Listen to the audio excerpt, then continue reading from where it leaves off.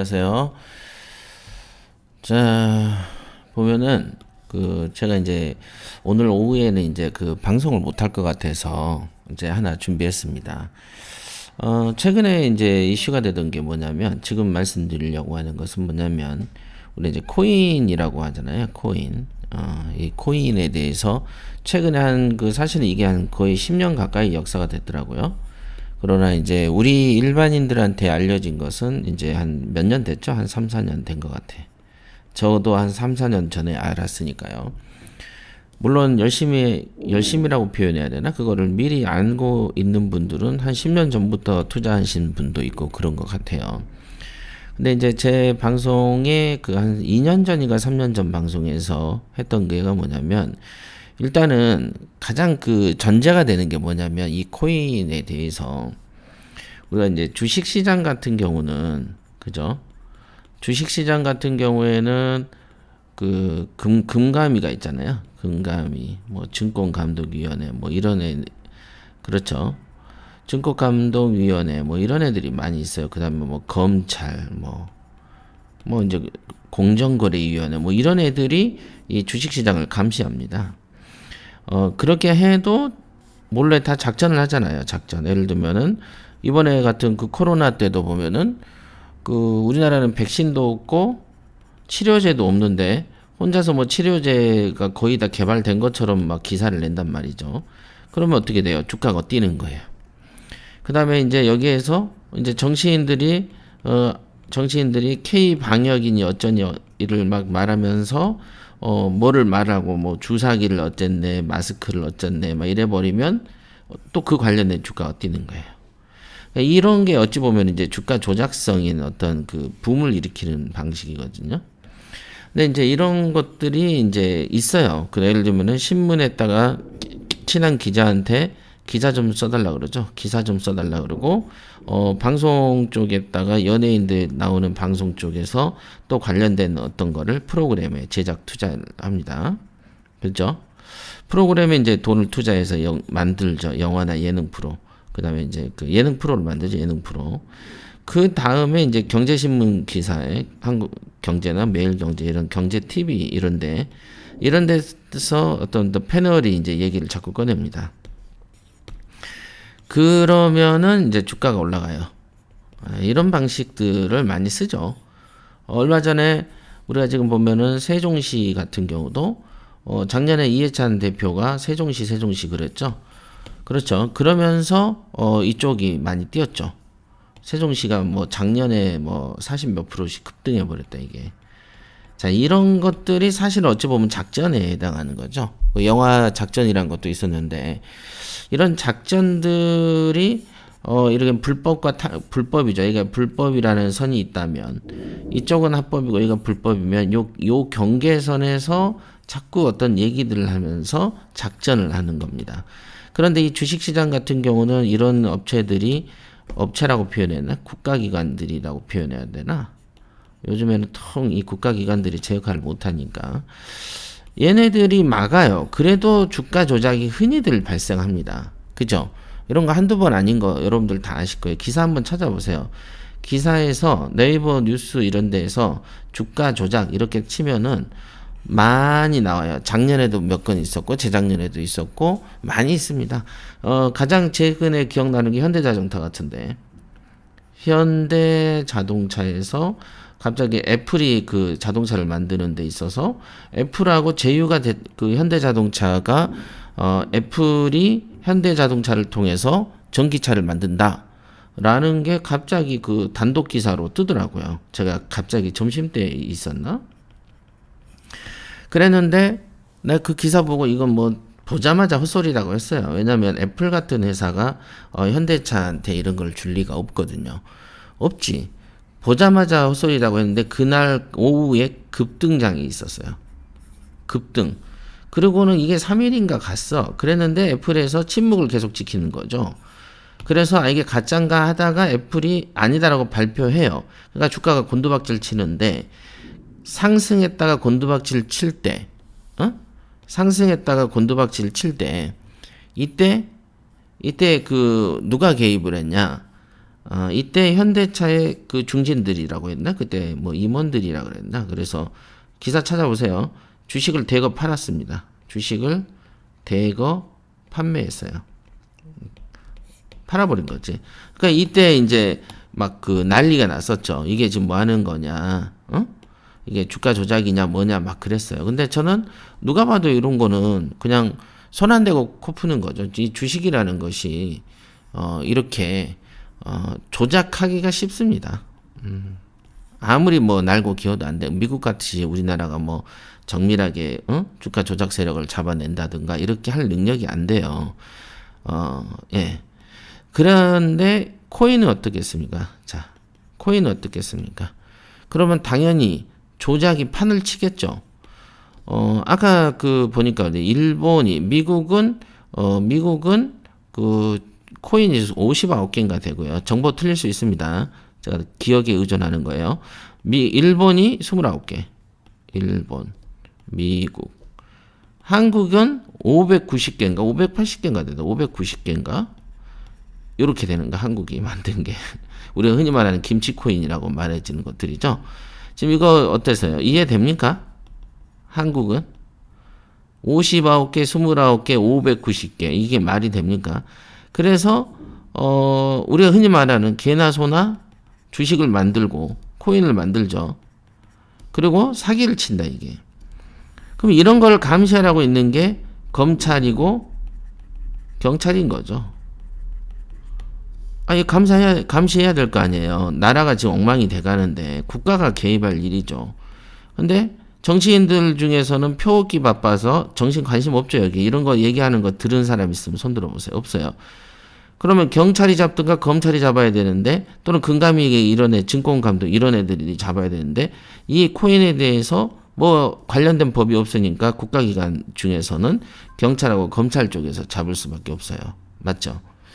그런데 경찰은 그 정도의 그 전문 인력이 안 되고, 그죠? 검찰은 수사권을 축소해 놔가지고, 검찰은 뭐 뭐라고 해야 되나? 고위공직자는 공수처에서 가져가고, 밑에 뭐 6대 범죄 이외에는 전부 다 여기에서 검찰이 조사를 못하게 해놨어요. 조사를 못하게 해놨다고. 그러니까 이 수사에 공백이 생기죠. 그래서 이 코인 쪽은 한국은 지금 심각한 거예요. 보세요. 590개, 59개, 29개. 자, 그런 상태여서 그래서 제가 2년 전에도 뭐라고 했냐면 중앙정부가 있잖아요. 정부가 발행하는 한국은행이 발행하는 통화라는 게 있다. 이게 통화. 이 통화라는 거가 법과 제도에 의해서 이루어진 통화이기 때문에 이것을 대신할 대체 통화인 가상화폐라는 것은 이게 어떤 별도의 어떤 그 국가의 통화를 대체할 수는 없죠. 대체할 수는 없어. 다른 시장에 개척을 해야 되는 거예요. 뭐 요즘에 흔히 나오는 디지털 뭐 그림이 어쩌고 디지털 원본에 대해서 구매할 때 가상화폐를 쓰는 거라든가 뭐 이런 등등의 이유들이 있습니다. 그 어떤 개척할 수 있는 틈새가 있겠죠. 그렇지만 이 정부의 통화를 대등하게 이렇게 훼손할 수는 없거든요. 정부가 위압감을 느낄 수밖에 없죠. 특히 가상화폐라는 신문화를 받아들이지 못하는 특히 이번에 이제 중국 같은 경우가 어땠습니까? 아예 정부 차원에서 금지한다고 얘기해버리고 미국도 그 통제한다라고 얘기가 나왔어요. 어떤 식으로 통제한다는 건지 제가 기사를 못 봤는데 그러니까 지금 막 대폭락을 해버렸죠. 맞죠?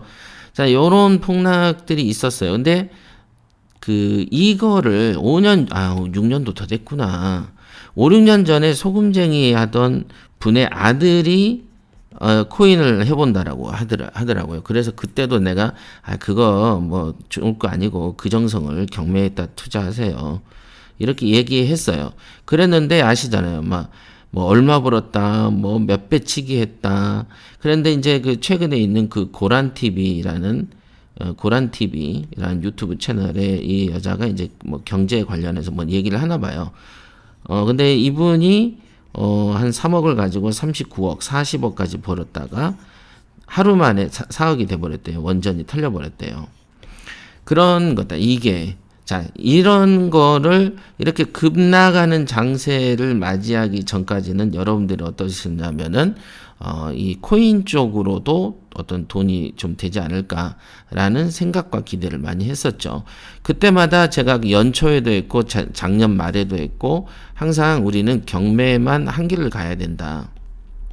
경매 한 길만 가야 된다라고 얘기를 항상 드렸던 이유가 뭐냐면 이번에 그 문정권이 지금 말도 안 되는 부동산 정책을 펼쳤죠. 이 부동산 정책 때문에 서울시장 선거, 부산시장 선거를 참패하지 않았습니까? 이거는 현재 문정권의 부동산 정책이랄 것이 없습니다. 그냥 낙서장 같은 거로 보여요. 그러니까 그것도 낙서를 한 명이 하면은 체계성이 있는데 한 명이 아니고 이만한 도화지에 한 여러 명이 낙서를 하다 보니까 통일감도 없고 이게 뭔지도 모를 정도고 오죽하면은 세무사도 양도세를 신고를 포기하는 양포세가 생겼다 그러잖아요. 양도세를 포기하는 세무사. 이렇게 너무 헷갈리거든요. 많습니다. 막 정신 없어요. 저도 정신이 없습니다. 일반적으로 부동산 한다 그러면 이 정책이랄 게 약간의 그 뭐라고 해야 되나? 다중인격이라고 해야 되나? 그러니까 내 속에 뇌가 너무 많은 거죠. 그래서 다른 인격체들이 막 그냥 이 말 저 말 하다 보니까 이게 아마추어라는 거죠. 그래서 엉망진창 이어서 사실은 경매 투자 해왔던 분들이 또 우왕좌왕한 거죠.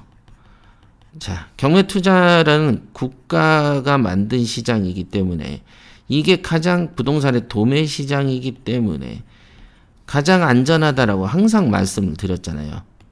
그죠? 경매 투자는 국가가 만든 시장이고 은행이 존재하는 한은 꾸준히 존재하는 시장이다. 그 다음에 도매 시장이다. 싸게 산다.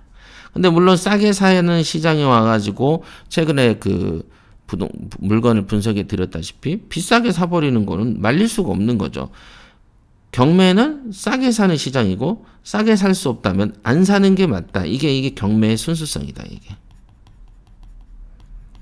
이 경매의 순수성을 침해해서 일반 소매 시장의 논리로 경매 시장에 오는 것은 짬뽕이고 순수하지 않기 때문에 큰 재미를 못 보지만 경매는 국가가 운영하고 도매 시장이니까 이 규칙, 싸게 사는 시장의 규칙을 지켜주기만 하면은 돈을 버는데 첫째 문정권의 부동산 정책이 눌러버리니까 압박을 해버리니까 어떤 일이 벌어졌어요?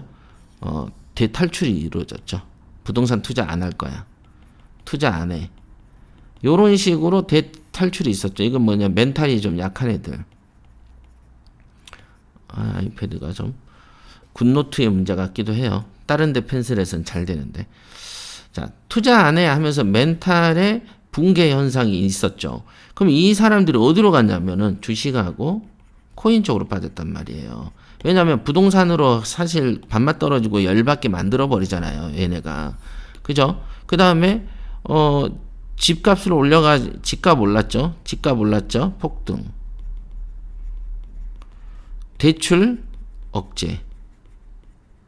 대출은 억제하고 집값은 폭등하니까 어떻게 돼? 이제 우리가 흔히 말하는 벼락거지가 돼버리고 신분 상승의 그 사다리가 없어졌죠. 사다리가 없어졌죠.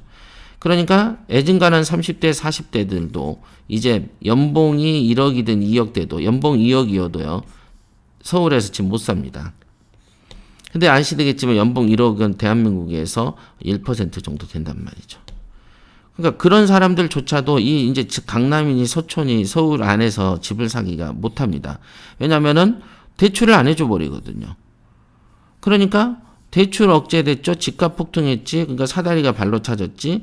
그러니까 건전한 연봉자들 또한 어디로 갔다? 주식과 코인으로 갈 수밖에 없는 거죠. 부동산에서는 눌러가지고 부동산에서 오만정이 다 떨어지게끔 만들었기 때문에 부동산 투자 안 해라는 사람과 일반적인 연봉 1, 2억짜리들도 주식과 코인으로 가게 됐다. 이런 거가 국가의 책임이죠. 그러대 어떤 사람들은 댓글로 야 네가 좋아서 했잖아. 아니지. 그렇게 하게 방치하고 만든 건 국가죠. 그래서 국가가 있고 국민이 있고 국민한테 세금을 뜯는 거지. 그것도 저것도 아닌데 국민의 세금을 왜 뜯어갑니까? 하는 것도 없이. 그렇죠. 그러라고 경찰도 있고 검찰도 있는 것인데요. 맞죠? 기자도 있는 것이고 이 각각의 국가 조직이 건전하면 이런 일이 잘 안 생기는데 지금은 각자 도생의 길에 있다. 그러니까 제가 얼마 전에서도 방송에서도 이건 거의 무정부 상태 같다. 이게 보면 그냥 알아서 굴러가는 옛날에 부족국가 같은 거 부족국가도 이런 식으로 통제 안 했는데 좀 그렇습니다. 그래서 이 주식하고 코인으로 갔는데 주식은 아시다시피 언제 이 등락이 왔다 갔다 하죠. 근데 주식은 항상 경제가 좋아야 되는데 경제가 좋을 리가 없잖아요. 코로나 때문에. 지금 이것도 주식도 언제 꺼질지 몰라요. 얼마 전에도 IMF에서 한국 경고했어요. 왜? 아니 경제가 나아지는 게 없는데 주식이 왜 올라요? 이건 뭐겠어요? 부동산을 억제함으로써 남은 자본들이 주식으로 흘러간 거지. 그렇죠. 여기 있는 연봉 2억짜리들이 집을 사야 되는데 주식으로 가버린다. 예를 들면 1억짜리도 그렇고 5천만 원 버는 사람도 그렇고. 그러니까 주식이 그냥 오른 거죠. 이걸 뭐라 그래? 거품이라 그러지. 그렇죠. 이제 코인이라는 것은 그것보다 더 말도 안 되게 더 약한 유동자산이다. 즉 앨런 머스크가 트위터에서 한마디 두마디 하면 주가가 출렁거리는 시장. 또 한국은 더더군다나 코인이 500개가 넘는 590개가 넘는 온통 사기 시장. 자, 국가가 보장하는 도매 시장에서 노는 게 선택지상은 가장 좋죠. 이 문정권이 억압하는 부분은 다음 정권에서 풀어질 수 있는 부분이니까. 근데 이때 이것 때문에 부동산을 탈출하고 되도 않는 주식이나 코인 쪽으로 하는 것은 주식은 지금 경제 거품을 무시 못 하잖아요. 지금 생각해 보세요. 작년, 재작년, 금년까지 국가가 우리나라 지금 돈 번 적 있나요? 어렵습니다. 그쵸? 부도난 거 너무 많아요. 근데 주식이 오른다고? 아, 이거 좀 위험하다, 이게. 위험하다. 그 다음에 코인? 위험하다. 이 정도 느낌은 오죠, 솔직히. 저도 이제 코인을 해봤는데, 한 30만원 투자해서 68까지 올라가 봤어요. 한 2주 안 걸려요. 2주 안 걸립니다. 있어요. 제가 이제 만드는 게 무릎에서 사서, 그 다음에 배꼽에서 팔아버린 거지. 그러니까 찔끔 오르면 팔아치워도 돈이 되더만, 여기는. 24시간 운영되고, 직장인들이 그 쉬는 타이밍에 투자가 되면서 가격이 오르는 경향성이 있더라고요. 그래서 여기까지 볼다가 한 2주 하니까 좀 지루해지고, 심심해져서 그냥 다 돈으로 환전해서 빼버렸어요. 그리고서는 이거는 뭐 어쨌든 이걸로 뭐 몇 억을 벌었다고 하지만 그 돈이라는 것은 지금 우리의 그 부동산하고는 비할 바가 아니니까 하다가 좀 말았어요. 그런데 지금과 같은 폭락장세를 맞이하는 걸 보면은 이거는 뭐 이거야말로 진짜 투전판이구나.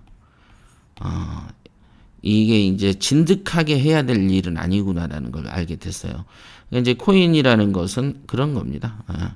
이 어떤 붐을 앞으로도 여러분들이 20대, 30대, 뭐 40대 살 날들 많으신 분도 있지만 이 어떤 흥행성 어떤 자산으로는 돈이 안 돼요. 흥행성 자산은 부자 안 됩니다. 이거 진짜 많이 느껴요. 사실은 작년에 우리 컨설팅을 그 의뢰한 분이 하나 계셨는데 그분이 한 2, 3억 정도 들고 있었어요. 그래서 바로 투자하면 그때 돈 벌었죠. 벌써 벌었지. 경매는 그렇게 쉬운데 그때 뭐 내년 봄에 할게요. 이랬던 분이 그 몇 개월 사이에 뭘 했는지 아세요? 코인에 투자했대요. 근데 환전이 안 돼. 그래가지고 소송안에 뭐네 이러고 있어. 이미 날라간 거죠. 한 2억 5천 정도 투자했다는데 떠버린 거다 이게. 재산이라는 게 이렇게 너무 그냥 홀대하고 쉽게 생각하고 이렇게 하지 마세요, 여러분들. 이렇게 하세요. 지나 보면 제가 이렇게 지금도 보면은 돈을 번 게 28세부터 시작해서 지금 경매를 해 왔는데 별의별 현상들이 다 있지만은 역시 부동산이고 역시 경매더라. 뭐 온갖 풍파, 뭐 세금이 어떻고 취득세가 어떻고 양도세가 어떻고 대출이 어떻고 뭐 온갖 압박, 말도 안 되는 압박들이죠. 이번에 그 세종시 특공이니 뭐니 이것도 다 고위공직자들이에요. 공무원 놈들이 다 이짓거리 하고 돌아다닌다 이게. 부동산이 최고고 경매가 최고더라. 부동산으로 돈 버는 거는 지금 노무현 때하고 문재인 때 이런 그 재수 좋을 때만 돈 버는 것이죠. 그죠? 이거는 어찌됐든 올랐어요. 세금이니 뭐니 이거 다 빼고 생각합시다. 우선 올란 건 사실이에요. 그 다음에 그지만 경매라는 것은 내 손으로 내가 일구는 것이다. 그러니까 뭔가 그 내가 한다. 내가 그냥 주인 의식으로. 요거는 남이 키워준 거잖아. 솔직히 말해서 남이 만든 거잖아. 그러니까 이 남이 만드는 거가 또 언제 올지 모르잖아요. 그 다음에 노무현 때는 부동산 가격만 올랐지만 문재인 때는 부동산도 올리고 억압도 하고 있는 형세지만 경매라는 것은 그냥 내가 알아서 하는 거니까 뭐 남의 탓을 할 것도 없고 그렇습니다. 그래서 실제로 이번에 그 코인 폭락하는 걸 보니까 이거 참 역시 경매구나. 또 한 번 고마운 생각이 좀 들고요. 여러분들이 안정적인 미래를 원한다면 안정적인 자산에 투자해야 돼요.